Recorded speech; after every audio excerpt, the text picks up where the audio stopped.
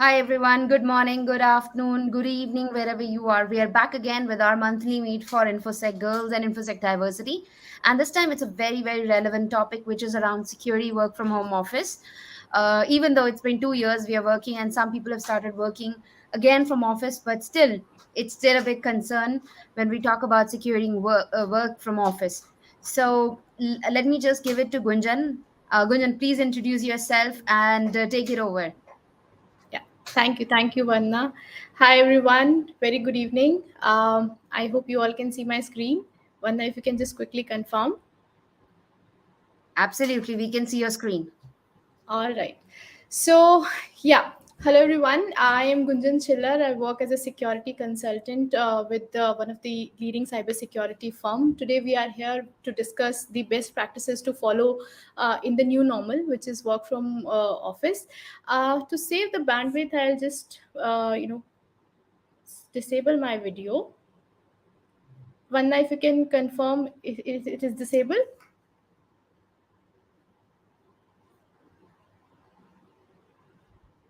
Hello. I think you can turn off your video by going back to the stream, and then you can share. Yeah.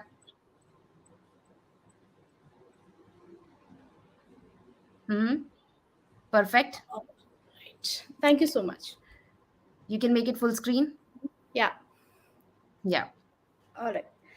So, since pandemic, work from home has become much more widespread, and even after it fades, it is predicted that remote working will remain prevalent across multiple sectors.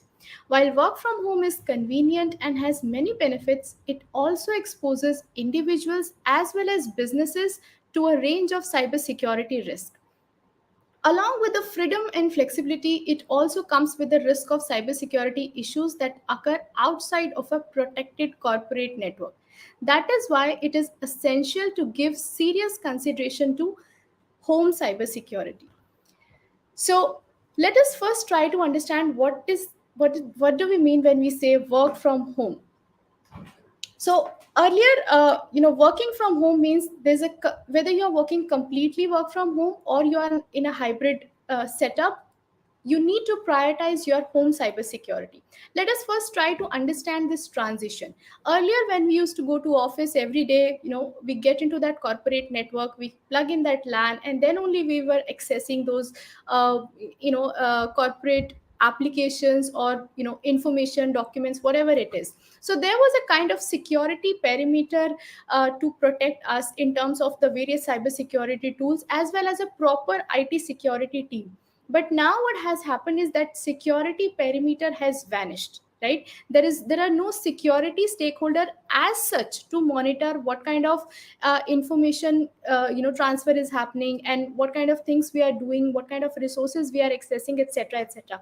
At the same time, there's nobody to educate us on a daily basis that these are the latest threats that are coming in the cybersecurity industry, and nobody is as such monitoring our individual security posture also, which as a result has expanded the attack surface. And this is something which even the hackers as well as the adversaries know.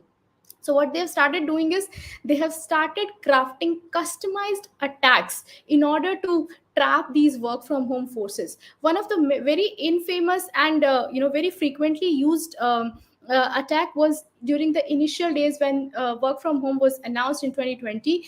A lot of users were receiving mail saying that you need to submit your information so that we can reimburse your work from home infrastructure, wherein actually these were the scam phishing emails sent by the hackers in order to steal information from the employees. Now, security comes with the work from home security comes with first of all safeguarding the infrastructure, the object, the resources that you are using for your work requirements. So in order to save them, we also need to understand what is the difference between an official as well as personal resources. First of all, work resources are only to be used for work related activities. Work resources like your hardware, it can be your laptops, your phones, your tablets, webcams, and they are supposed to be used only for the work requirements. And so many of us have signed documents also for the same. The same goes for our softwares that are provided from our employer, like emails, chat software or applications. Now it can be really tempting to blur lines here, like let's say when you're working, suddenly you remember that you need to buy something for your kitchen or your home, and you open that online shopping website and you start filling items in your cart. Or you suddenly remember that the gadget that you always wanted to buy is on sale, and you immediately switch to buy that. Or let's say if your work computer is faster, which generally is, and has a bigger screen, it is tempting to use it to play games or to watch streaming medias.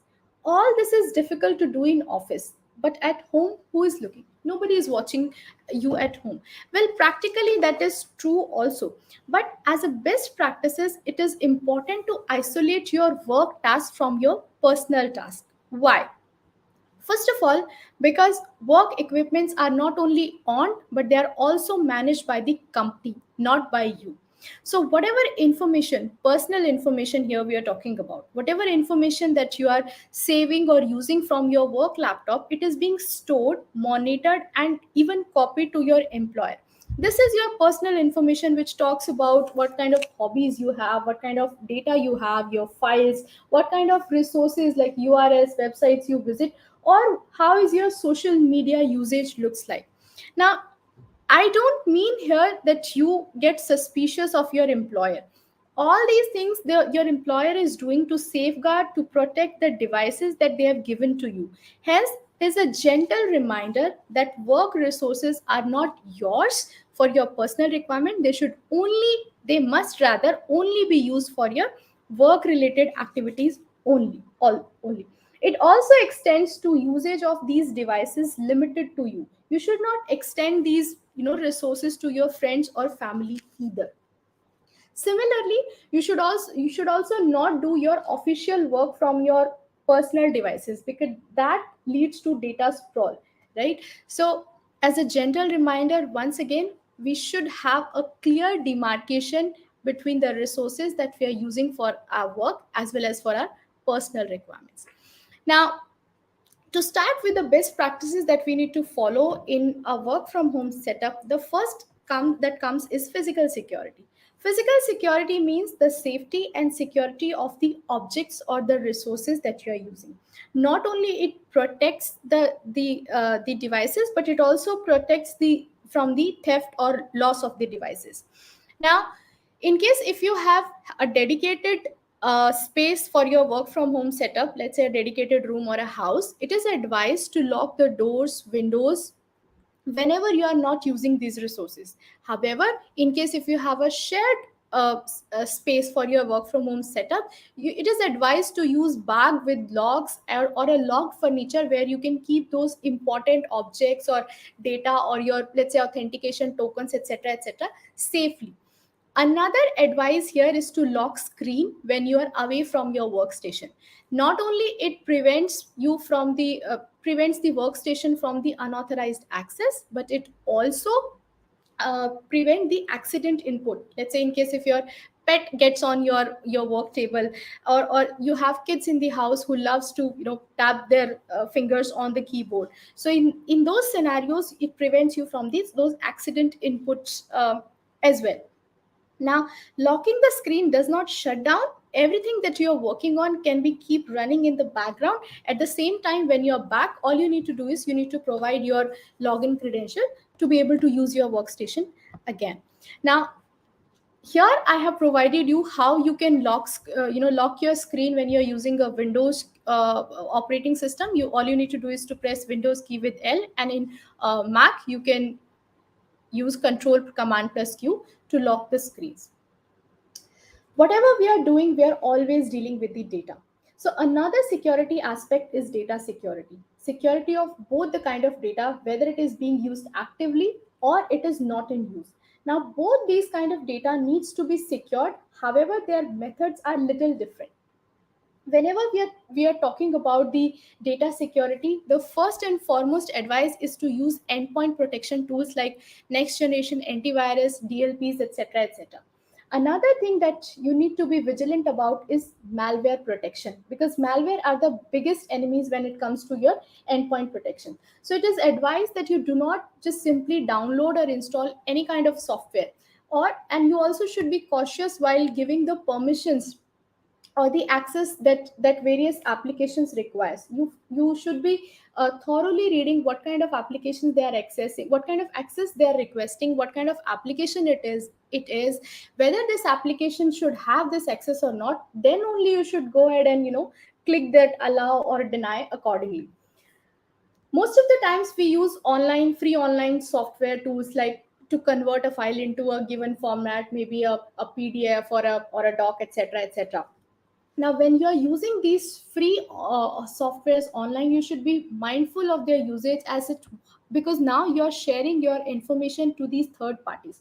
So you should know how do they do how do they handle this information, what kind of compliance they are following. And also you should consult for all these security measures with your IT team, so that they can provide you the right recommendation, what are the tools that you can use there, and what are the ones you should not go with. Then comes encryption. Encryption is simply used to protect your data. It protects your data from unauthorized access. And this is something that is being supported by almost all the OSs. Not only your workstation, but you should also encrypt your external STDs that you are using. Encryption also protects the data even if your device is lost or stolen. So unless somebody knows how to decrypt it, they will not be able to retrieve your data from your lost or stolen devices. And encryption is something I would recommend not only for your official data, but also for your personal data too. To avoid so for disk encryption in Windows, you can use BitLocker, which is a native utility. For Mac OS, you can leverage File Vault there.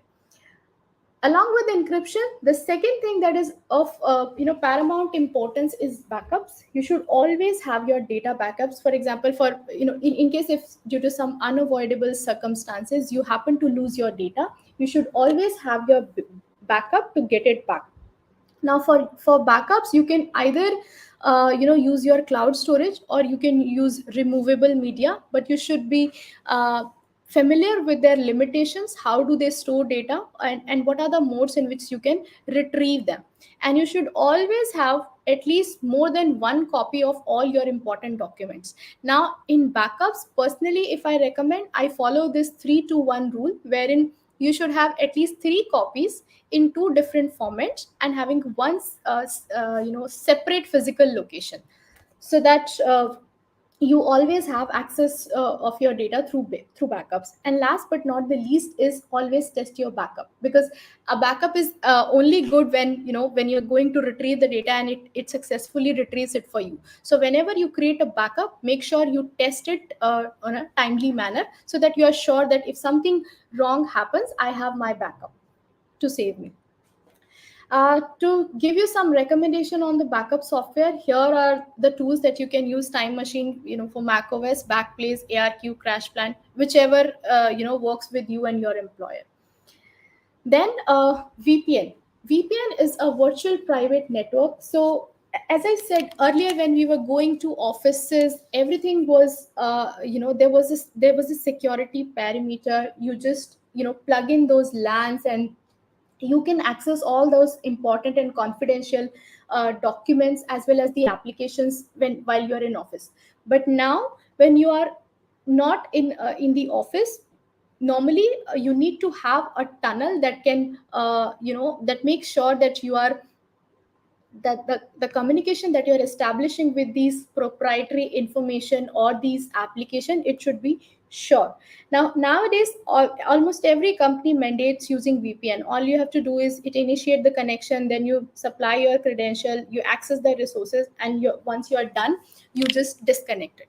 Generally, VPN is used to access the internal documents or resources which are not otherwise allowed, from an outside network. It hides your private information so that nobody can simply get into the middle and read that information that you're trying to access.